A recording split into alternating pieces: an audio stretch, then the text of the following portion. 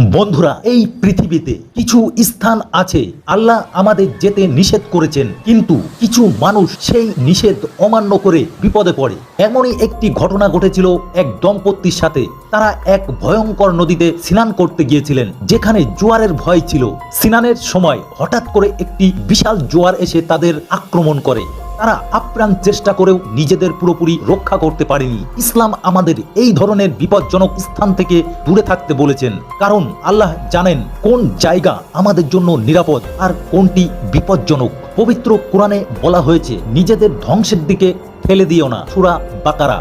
তাই আসুন আমরা আল্লাহর বিধি মেনে চলি এবং এই ধরনের বিপজ্জনক স্থান থেকে দূরে থাকি। বন্ধুরা, এই ধরনের ভিডিও দেখতে চাইলে আমাদের চ্যানেলটি সাবস্ক্রাইব করুন। আর হ্যাঁ, ভিডিওটি ভালো লাগলে লাইক, শেয়ার এবং কমেন্ট করতে ভুলবেন না।